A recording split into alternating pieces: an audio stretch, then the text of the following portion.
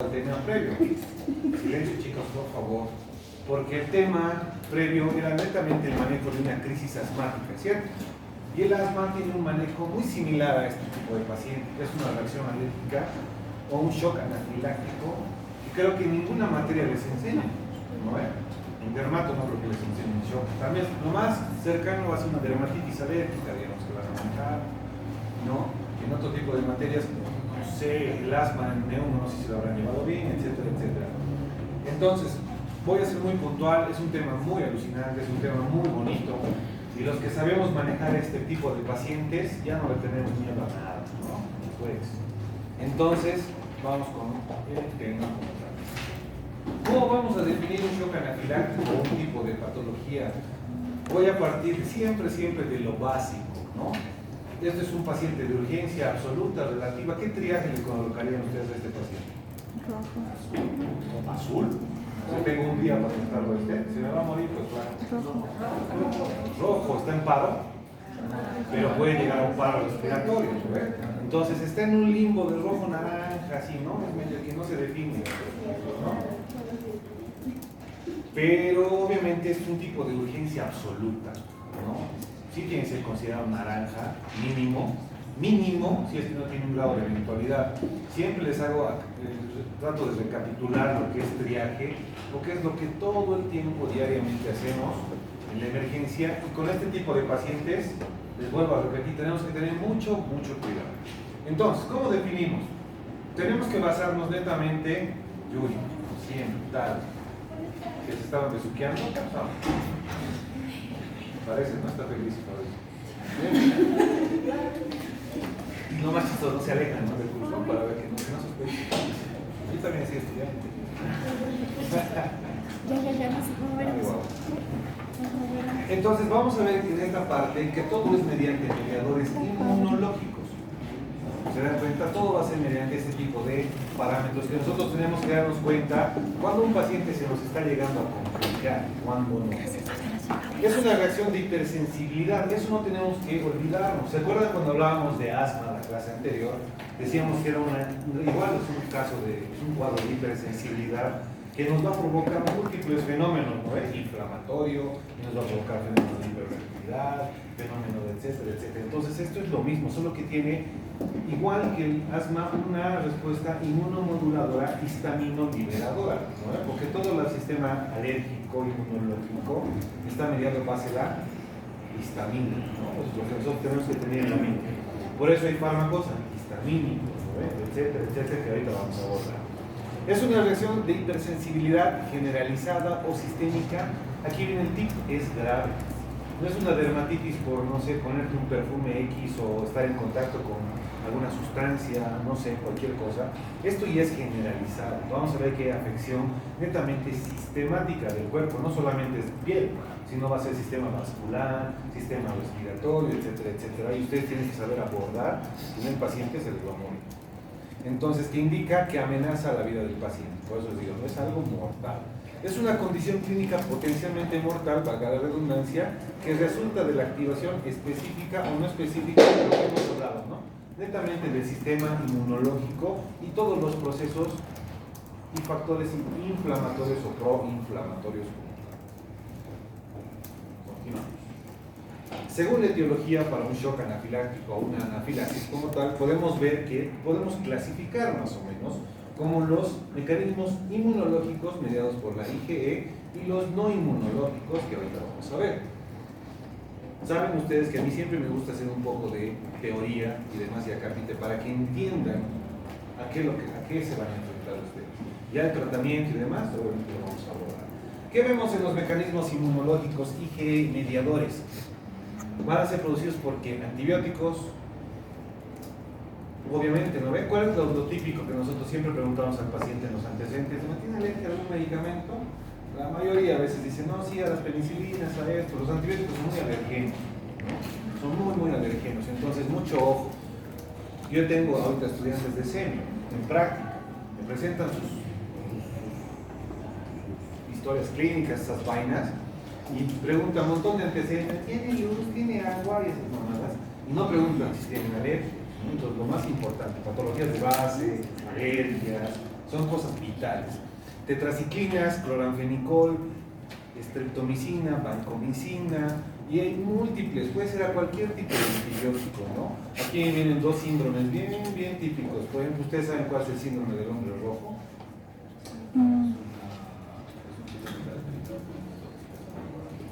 No. El tema tóxico. No es el clorafenicol. Más fuerte para tus compañeros, no para mí, véanse. Ahí es una reacción adversa del uso de la vancomicina, ¿no? Hay otro síndrome, el síndrome del niño gris. Ese es el cloranfenicol. Bueno, ese es fármaco que supongo que debería ser. Alimentos. Nosotros cuando vamos a hacer el manejo, van a ver ustedes, cuando vayamos a dar las medidas higiénico-dietéticas a un paciente, porque vamos a ver que vamos a abordar pacientes leves, pacientes moderados y pacientes muy graves, ¿no? Obviamente estamos en los graves, pero en los leves moderados, y pasa con cualquiera de nosotros. Cuando alguna vez, ¿quién no ha tenido alguna alergia aquí? ¿Alguna vez alguien ha tenido alguna alergia a cualquier cosa? A veces a la ducha, no sé. Pero tenemos que indicar que no podemos consumir cierto tipo de alimentos que son alergénicos. En este caso, son todos los lácteos, todos los frutos secos, todos algunos cítricos, ¿no? Sobre todo mariscos, ¿no? ¿Qué más? Tenemos también otros agentes externos, ¿no? Como los venenos, etcétera, etcétera.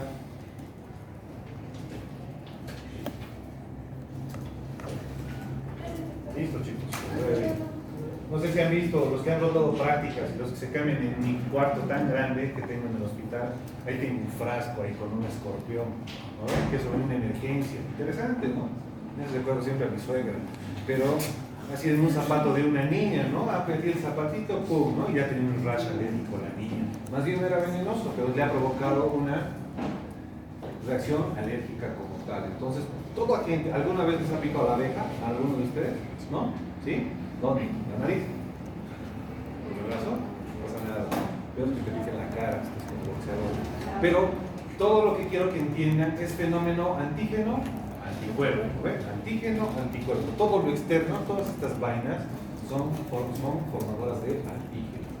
¿Y qué va a hacer el sistema inmunomodulador? Reconoce y lo vuelve un anticuerpo para la respuesta alérgica inflamatoria.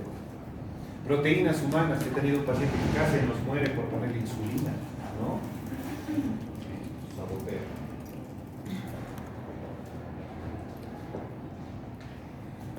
La diversidad cada vez más decepciona.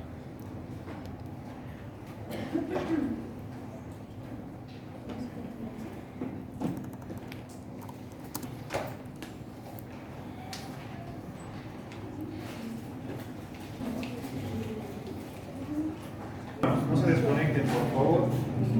No se desconecten.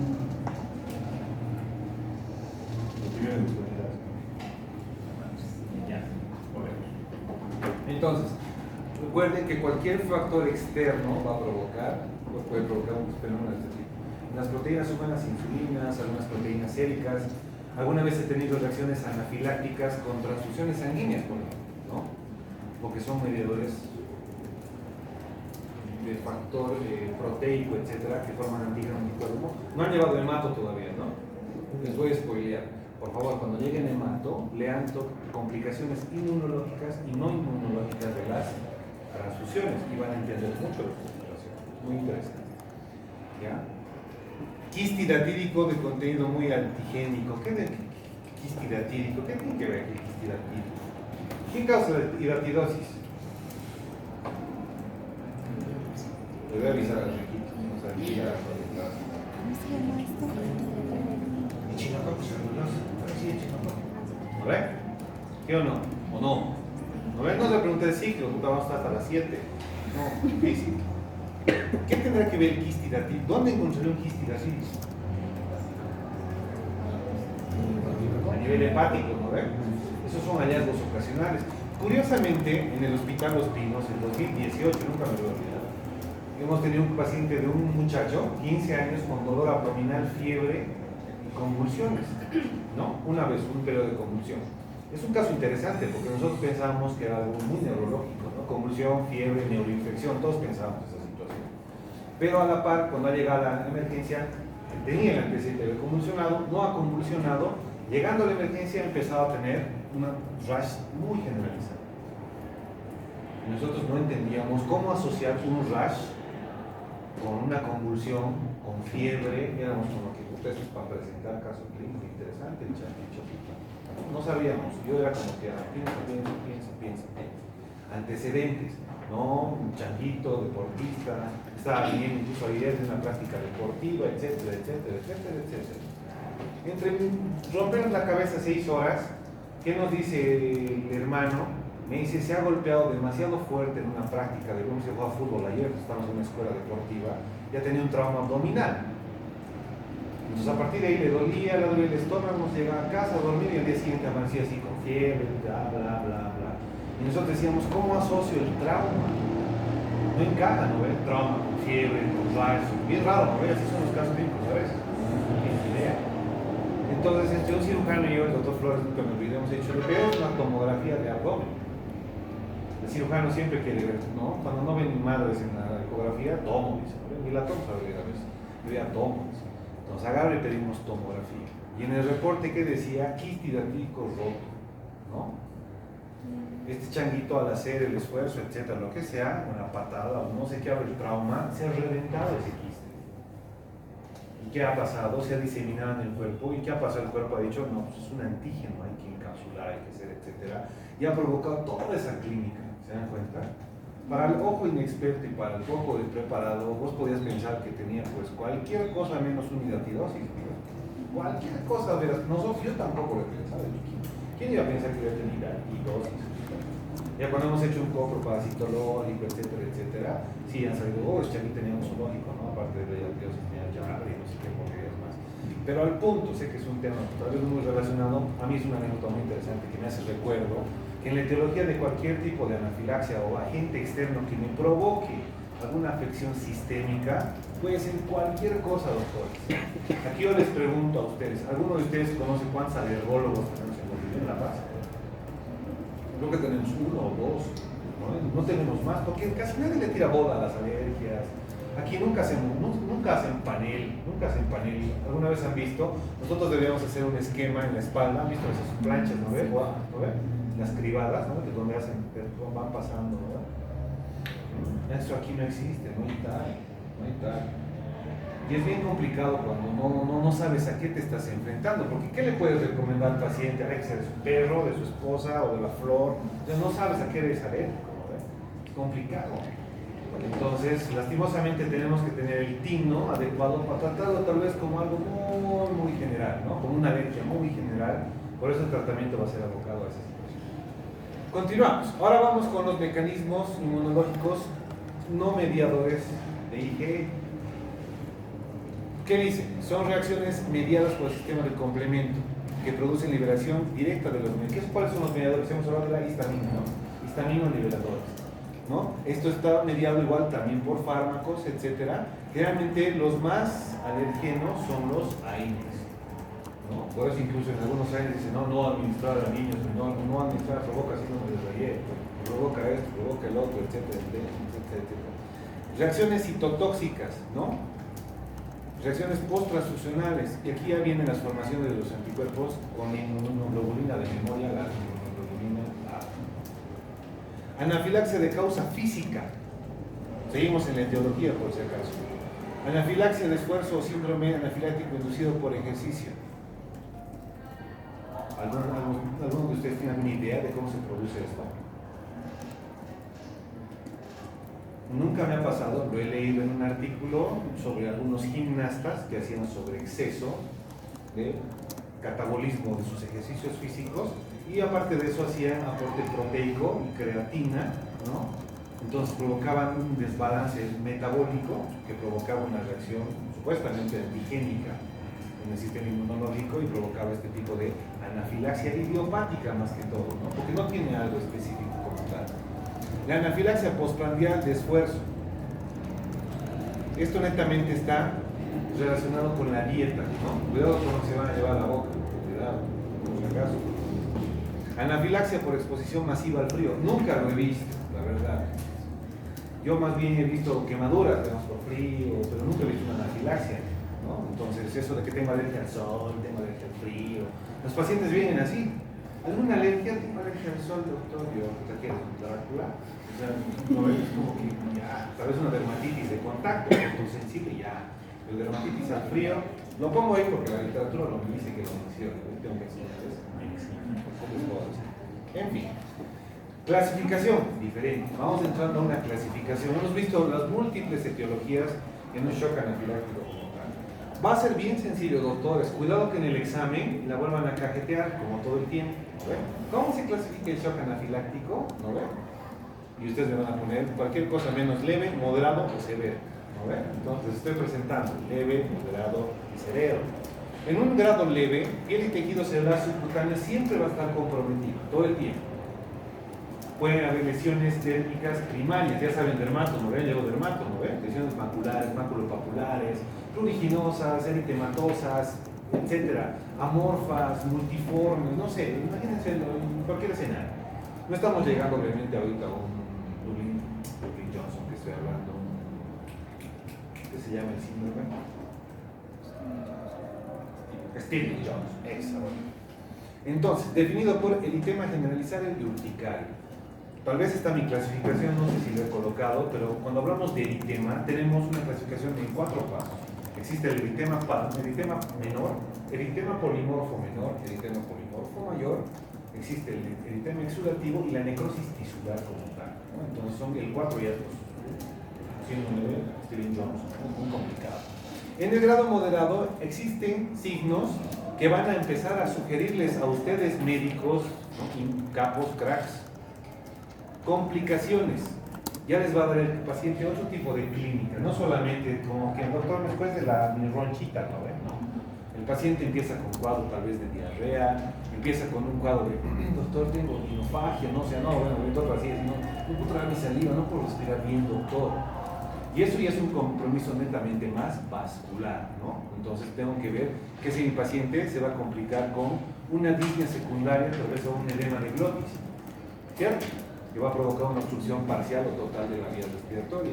Va a provocar un estridor en un caso de una obstrucción parcial, como les decía, náuseas, vómitos por la parte gastrointestinal, opresión torácica, laringia, etc. Y lo complicado, lo más complicado va a ser un paro respiratorio, ¿no? Entonces, muy importante es valorar vía aérea en un paciente que tenga una reacción alérgica.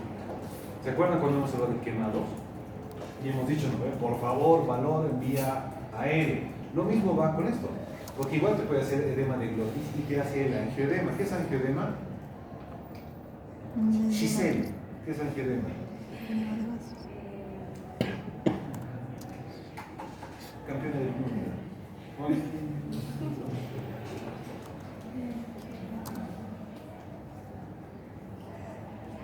Angioedema, jóvenes.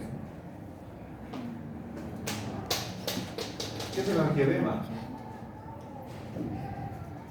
Algunas minas van a ser de aquí a unos años cuando se pongan botox en la boca, así van a estar. El angioedema es cuando se te hinchan los labios, para que me entiendas, ¿no ves? ¿No ves? Tu labio así es moreno. ¿No ves? Estás ganando morenada ahí con tu careta, parece. Estás sumamente... Eso es angioedema. Eso solamente tiene un sinónimo, afección vascular. Entonces, si tiene angioedema, va a tener edema de glotis, se los aseguro. Entonces hay que hacer tratamiento netamente oportuno. Y como indica acá, complicaciones cardiovasculares. Puede haber hipotensión secundaria, etcétera. Y en un grado severo, ya, obviamente, todo lo que tenemos en un grado moderado va a empeorar en su escenario. La cianosis va a ser secundaria a la disnea, etcétera, etcétera, ¿no? La confusión puede ser secundaria a la hipoxia y el colapso circulatorio secundario a los procesos vasculares, hipotensión, etcétera, etcétera, o al bajo gasto cardíaco. Creo que tampoco está tan difícil de entender, ¿no? Entonces, si tenemos en cuenta que vamos a tener primero reacciones leves en la piel, después vienen los sistemas y después los sistemas se siguen colapsando, eso es lo que nosotros tenemos que ir esperando en nuestro paciente. Obviamente esperamos que no, pero si les toca, tenemos que abordarlo. Existe otra clasificación según este Pokémon y este otro chamo, ¿no? Que es según Ricky Nesner, que va a clasificar según los grados, igual en 4 grados. Ya no es leve, moderado, severo, sino en 4 grados. Cuidado que le coloquen en el examen, ¿no? Según Ring, ¿cuándo se clasifican, etcétera? No sé, puede ser, sí. Grado 1, signos cutáneo-mucosos generalizados, que generalmente es algo parecido al eritema generalizado, ¿cierto? ¿No? Con grado de eritema urticaria, prurito, por el caso, con o sin edema angiogénico. Angioedema, ¿no? Edema de glotis, angioedema, acuérdense eso. Con o sin. Grado 2, ya existe un daño multivisceral. ¿A qué se refiere? Empieza a haber complicaciones gastrointestinales, respiratorias, cardiovasculares, con signos cutáneos mucosos, hipotensión cardiovascular, taquicardia moderada cardiovascular, hiperreactividad bronquial pulmonar. ¿Me siguen, no? Creo que tampoco está tan bien. Creo que está muy bonito el tema. Me encanta este tema, muy bonito. Grado 3, daño multivisceral grave. Aquí la cosa ya está poniéndose más densa. Con riesgo vital. Aquí no te lo tienes que tomar a chiste, ¿no? No es pasarle nomás su clorferinamina. Aquí tienes que hacer otro tipo de abordaje terapéutico. Con riesgo vital que impone una terapia específica. Por eso dice incluso, ¿no? Con ustedes, agresivos, ¿no? La misma clínica, pero empeorando. Ya con datos de shock anafiláctico, ¿no? Los signos cutáneos ya son un poquito inverosímiles, o sea, pueden o no pueden haber.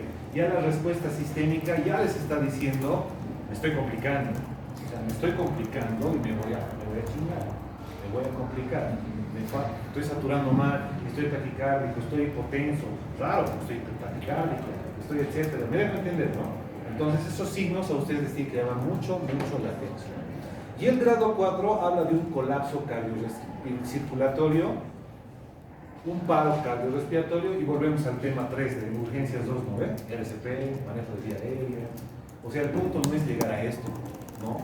Pero si el paciente les llega en un grado 4, obviamente tenemos que actuar de la manera más específica y dinámica posible. Clínicamente, ¿cómo podemos igual definir? Cuando ingresa un paciente de este tipo, lo que nosotros tenemos que tomar en cuenta es la clínica. Les he dicho, ¿no ven? Yo quiero que ustedes, médicos de urgencias, ¿no? Los de imágenes nos la pelan, ustedes van a ser clínicos innatos, ¿no? Es lo que siempre trato de meterles en la cabeza. Y lo diagnóstico de imagen, ¿no? Es el 20% de toda la patología. Entonces la clínica siempre va a mandar urticaria, hormigueo de manos y pies, sensación de calor, congestión nasal. ¿Quién me explica por qué tengo este tipo de síntomas? Es algo muy básico, parece todo un resfrío, ¿no? Los que tienen asma o los que tienen rinitis alérgica, por ejemplo, obviamente presentan menos tal vez la urticaria, presentan todo este tipo de clínica. Sensación de calor, congestión nasal, entonces, netamente o fisiopatológicamente es proceso histamino liberador, como tal. Congestión nasal, porque obviamente tenemos mucha vasculatura a nivel de, ¿no? Los plexitos, ¿no? De la nariz, del moedes, etcétera, que se va a congestionar y va a provocar un cuadro de incluso hiperreactividad de la mucosa. Entonces queremos congestión nasal. En un cuadro moderado, aquí la cosa ya se pone un poco más densa, ¿no? Hay edema laringio, broncoespasmo. ¿Qué escucharán ustedes en la parte pulmonar con un broncoespasmo? A ver, descríbame un pulmón con broncoespasmo o un tipo de este paciente. Ustedes lo están ocultando, pulmonar. ¿Qué harían? ¿Qué esperarían escuchar? Puede haber sibilancia por broncoespasmo, ¿no ve? Tu paciente silbador. Más o menos, ¿no? ¿Qué más? Estertores. Puede haber un grado de estertor porque acuérdense, en asma, como es un proceso inflamatorio, igual vas a sacar moco, ¿no? Entonces igual hay un proceso obstructivo, por eso la disnea, por eso la obstrucción. Entonces puede haber algún grado de estertores.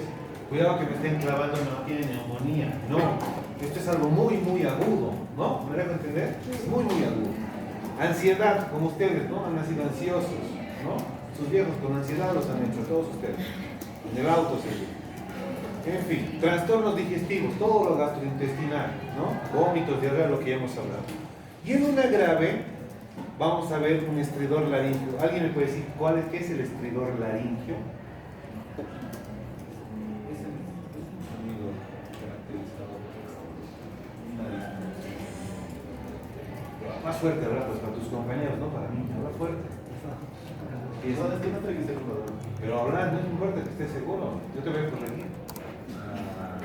Es el sonido emitido por la disminución del volumen de lo que es el sonido emitido por la disminución del volumen de la laringe. Tiene lógica, no está mal. Pero generalmente este estridor es expiratorio. Todos alguna vez en la vida han roncado, ¿no? Es como matar un ciervo, ¿no? Es como que ese tipo de sonido, es un común ronquido, es algo expiratorio. Entonces, ese estridor es bien característico. ¿Alguna vez han visto un ronco? ¿Han escuchado unos roncos? Es como un ronquido, ¿no ve? Lo mismo el paciente, es porque esa vía respiratoria está netamente obstruida, entonces es complicado. Cianosis, sabemos que va a ser secundaria a nuestro proceso de hipoxia. Incontinencia de esfínteres. ¿Se acuerdan cuando hemos hablado de intoxicaciones? Les he dicho, ¿no ve? Un paciente que te presenta relajación de esfínteres, ojo, cuidado, ese paciente se va a complicar, ya hay daño severo, moderado. Este paciente ya está haciendo afección neurológica. Entonces, todo lo que sea incontinencia está relacionado al shock y al daño incluso autónomo. Criterios diagnósticos, se los he colocado para que los revisen cuando suban las diapositivas. Sacan fotos a cosas que nunca van a ver. Entonces, existen criterio 1, criterio 2, criterio 3. ¿Para qué me sirve esto? Esto les voy a pedir que por favor sí lo lean, porque yo de aquí puedo sacar 50 casos clínicos. Me explico. Niños de 1 a 10 años, no, adultos. Tensión arterial inferior a 90 milímetros de mercurio. ¿Se dan cuenta? Yo puedo presentarles un paciente masculino con presión de 80-30. Ustedes van a pensar que es un shock hipovolémico, ¿no? Se lo voy a evitar aquí.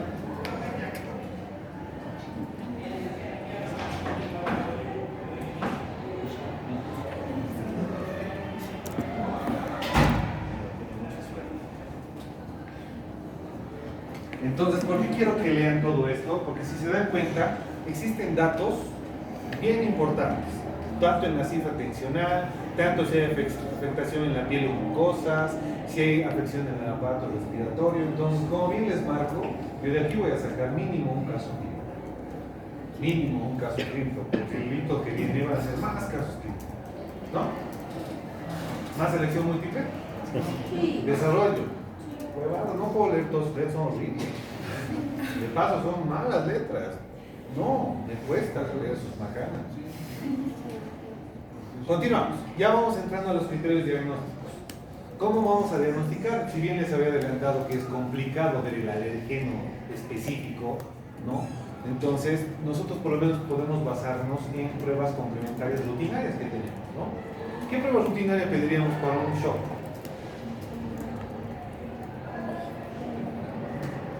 Un hemograma, me dicen por acá. ¿Me sirve el hemograma, sí o no? Puede haber una leucocitosis, ¿no? ¿Y puede haber aparición de qué, amigos? Los eosinófilos, ¿no? Me parece que está muy bien. Eosinófilos, ¿no? Importante. Pero hablando netamente de una prueba diagnóstica dirigida, tendríamos que hacer pruebas de antígeno. Es prácticamente lo que hacemos, lo que nos ha pasado en la